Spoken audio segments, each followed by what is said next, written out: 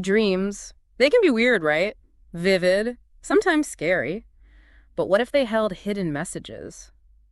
Today, we're diving into a story all about dreams, interpretations, and destiny.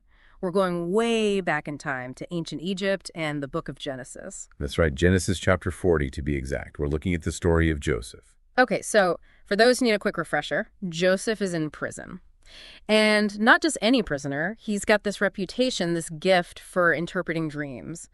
What was the significance of dreams back then? You know, in ancient Egypt, dreams weren't just seen as, oh, something you forget in the morning. Right, right. They believed dreams were like a direct line to the gods. These weren't just random firings of neurons while you sleep. No. This was serious business. So imagine how important dream interpreters must have been. I mean, if you think your dream holds the key to understanding the will of the gods. Exactly. People from all walks of life, even Pharaoh himself, relied on skilled interpreters, seers like Joseph, to unpack those divine messages.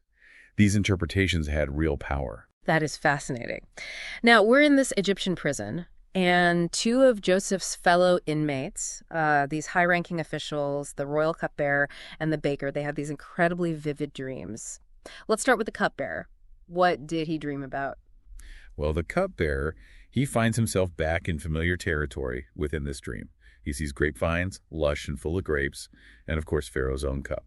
And what do those images, especially the grapes and wines, symbolize in this context? Grapes and wine, by extension, they're pretty loaded symbols back then. Especially in ancient Egypt, you got to think. Wine was a huge part of their culture and religious ceremonies. It's all tied to concepts of abundance, celebration, good times, really. Yeah. Even restoration in some cases. So when Joseph interprets this dream as the cupbearer's imminent release from prison and his return to his position, can you imagine that glimmer of hope? Oh, I bet. Talk about a light at the end of a very dark, very real tunnel. It seems like Joseph, even in his own predicament, is still using his gift to offer this incredible hope to those around him. He is. And maybe, just maybe, he sees an opportunity here. Because, you see, Joseph makes a point of asking the cupbearer to remember him when he's freed, to put in a good word with Pharaoh, perhaps. He's thinking ahead. Right. It's this understated plea for freedom. This subtle reminder that he, too, is deserving of a second chance. He understands that even in prison, interpreting this dream for the cupbearer, he's got to be ready to seize an opportunity when he sees one. It really makes you wonder how much those years in prison shaped Joseph's outlook, his willingness to act when the time was right. I know.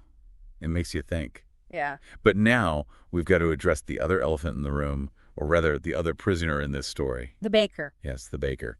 He, too, has a dream. But this is where the tone of our story takes a turn. Oh. This dream is far less, shall we say, hopeful. In what way? The imagery is strikingly different. The baker, he dreams of baskets filled with bread, the kind he used to bake for Pharaoh. But instead of a celebration of abundance, like the cupbearer's dream, this dream features birds, these dark birds descending upon the baskets, devouring the bread before he can even present it. Yikes. I can already see where this is going. Talk about a bad omen. Exactly. Birds, especially in that time, often symbolized, well, let's just say, not great things. Messengers of bad news, you could say. Oh, no. And unlike the abundance and restoration associated with grapes and wine, birds devouring baked goods, that definitely had some negative connotations. Yeah, I don't think anyone in ancient Egypt would look at that symbol and think, oh, good fortune is coming. Not at all.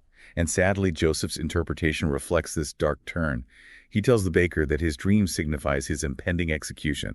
And the way the text portrays it, there's this sense of acceptance. It's heavy stuff. Can you imagine being in Joseph's position, having to deliver both good news and bad news within such a short time frame? I mean, talk about an emotional roller coaster. But it really speaks volumes about his character, his compassion. He doesn't shy away from either message, even though he's in the same desperate situation himself. That's what's so powerful about these scenes.